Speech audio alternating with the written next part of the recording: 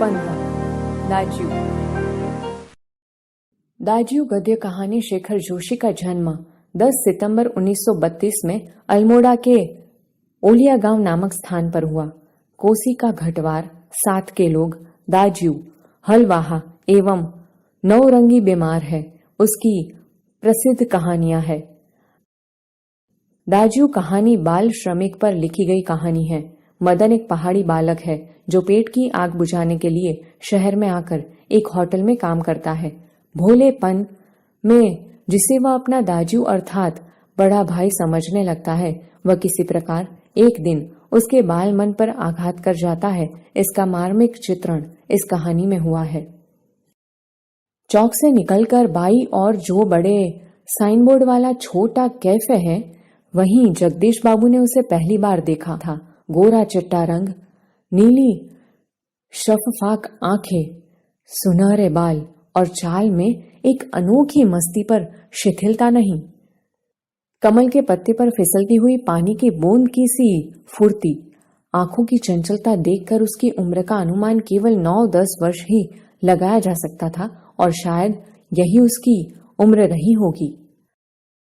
अधजली cigarette का एक लंबा कश खींचते हुए जब जगदीश बाबू ने कैफे में प्रवेश किया तो वह एक मेज पर से प्लेटें उठा रहा था और जब वे पास ही कोने की टेबल पर बैठे तो वह सामने था, मानो घंटों से उनकी उस स्थान पर आने वाले व्यक्ति की प्रतीक्षा कर रहा हो। वह कुछ बोला नहीं, हाँ नम्रता प्रदर्शन के लिए थोड़ा झुका और मुस्कुराया भर था, पर उसके इसी मौन में जैसे सारा मीनू समाहित था। सिंगल चाय का ऑर्डर पाने पर वह एक बार पुनः मुस्कुराकर चल दिया और पलक झपकते ही चाय हाजिर थी। मनुष्य की भावनाएं बड़ी विचित्र होती है। निर्जन एकांत स्थान में निस्संग होने पर भी कभी कभी आदमी एकाकी अनुभव नहीं करता। लगता है इस एकाकीपन में भी सब कुछ कितना निकट है, कितना अपना है। परंतु इसके विपरीत कभी कभी सैकड़ों नर नारियों के बीच जनरवमय वातावरण में रहकर भी सूनेपन की अनुभूति होती है। लगता है जो कुछ है वह पराया है, कितना अपन व हित, पर यह अकारण ही नहीं होता। इस एकाकीपन की अनुभूति, इस अलगाव की जड़ें होती है विछोह या विरक्ति की किसी कथा के मूल में। जगदीश बाबू दूर देश से आए हैं, अकेले हैं। चौक की चहल पहल, कैफे के शोरगुल में उन्हें लगता है सब कुछ अपंतवहीन है। शायद कुछ दिनों रहकर अभ्यस्त हो जाने पर उन्हें इसी वातावरण में अपनेपन की अनुभूति होने लगे, पर आज तो लगता है यह अपना नहीं, अपनेपन की सीमा से दूर, कितना दूर है। और तब उन्हें अनायास ही याद आने लगते हैं अपने गांव पड़ोस के आदमी, स्कूल कॉलेज के छोकरे, अपने निकट शहर के कैफे होटल। चाय साहब। जगदीश बाबू ने राखदानी में सिगारेट झाड़ी। उन्हें लगा इन शब्दों की ध्वनि में वही कुछ है जिसकी रिक्तता उन्हें अनुभव हो रही है और उन्होंने अपनी शंका का समाधान कर लिया। क्या नाम है तुम्हारा? मदन। अच्छा मदन, तुम कहाँ के रहने वाले हो? पहाड़ का हूँ बाबूजी। पहाड़ तो सैकड़ों है, आबू, दार्जिलिंग, मसूरी, शिमला, अल्मोड़ा। तुम्हारा गांव किस पहाड़ में है? इस बार शायद उसे पहाड़ और जिले का भेद मालूम हो गया। मुस्कुरा कर बोला, अल्मोड़ा साहब, अल्मोड़ा। अल्मोड़ा में कौन सा गांव है? विशेष जानने की गरज से जगदीश बाबू ने पूछा। इस प्रश्न ने उसे संकोच में डाल दिया। शायद अपने गांव की निराली सगना के कारण उसे संकोच हुआ था।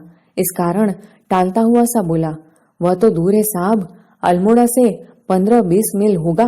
फिर भी नाम तो कुछ होगा ही। जगदीश बाबू ने जोर देकर पूछा।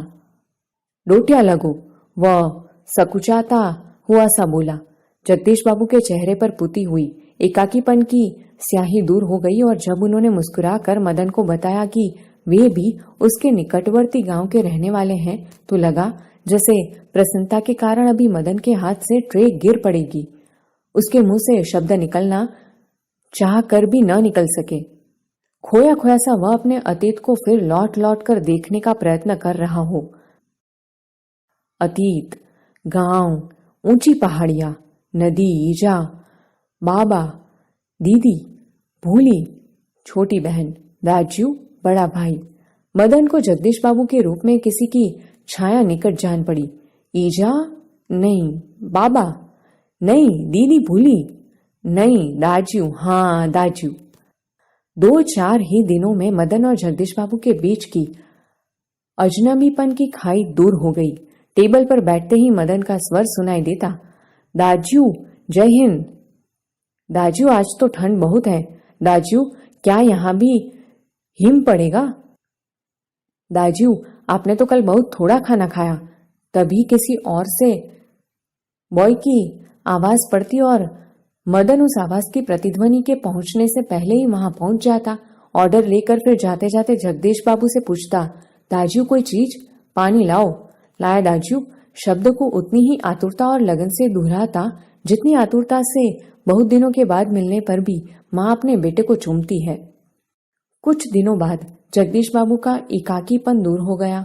उन्हें अब चौक, कैफे ही नहीं, सारा शहर अपनेपन के रंग में रंगा हुआ सा लगने लगा।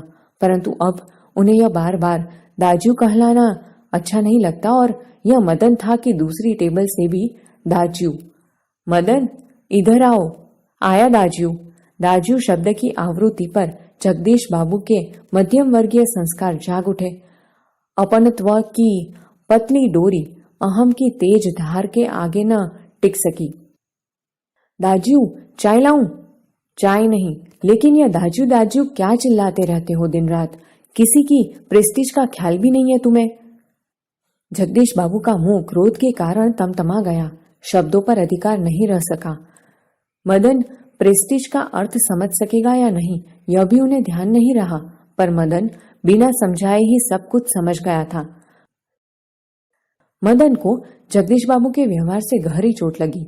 मैनेजर से सिरदर्द का बहाना कर वह घुटनों में सर दे कोठरी में सिसकिया भर भर रोता रहा। घर गांव से दूर ऐसी परिस्थिति में मदन का जगदीश बाबू के प्रति आत्मीयता प्रदर्शन स्वाभाविक ही था। इसी कारण आज प्रवासी जीवन में पहली बार उसे लगा जैसे किसी ने उसे ईजा की गोदी से, बाबा की बाहों से और दीदी के आंचल की छाया से बलपूर्वक खींच लिया हो। परंतु भावुकता स्थायी नहीं हो तो रो लेने पर, अंतर की घुमड़ती वेदना की आंखों की राह बाहर निकाल लेने पर मनुष्य जो भी निश्चय करता है वे भावुक क्षणों की अपेक्षा अधिक विवेकपूर्ण होते हैं। मदन पूर्ववत काम करने लगा। दूसरे दिन कैफे जाते हुए अचानक ही जगदीश बाबू की भेंट बचपन के सहपाठी हेमंत से हो गई। कैफे में पहुंचकर जगदीश बाबू ने इशारे से मदन को बुलाया, परंतु उन्हें लगा जैसे वह उनसे दूर दूर रहने का प्रयत्न कर रहा हो। दूसरी बार बुलाने पर ही मदन आया।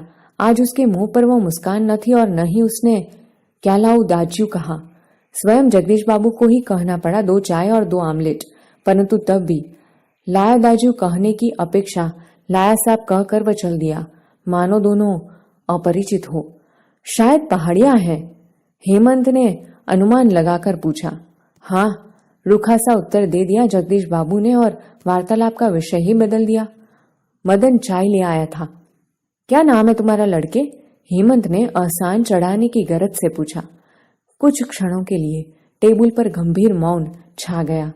जगदीश बाबू की आंखें चाय की प्याली पर ही झुकी रह गई। मदन की आंखों के सामने विगत स्मृतियां घूमने लगी। जगदीश बाबू का एक दिन ऐसे ही नाम पूछना, फिर दाजू आपने तो कल थोड़ा ही खाया, और एक दिन किसी के प्रेस्टीज का ख्याल नहीं रहता तुम्हें। जगदीश बाबू ने आंखें उठाकर मदन की ओर देखा। उन्हें लगा जैसे अभी वह ज्वालामुखी सा फूट पड़ेगा। हेमंत ने आग्रह के स्वर में दोहराया, क्या नाम है तुम्हारा? बॉय कहते हैं साहब मुझे। संक्षिप्त सा उत्तर देकर वह मुड़ गया। आवेश में उसका चेहरा लाल होकर और भी अधिक सुंदर हो गया था।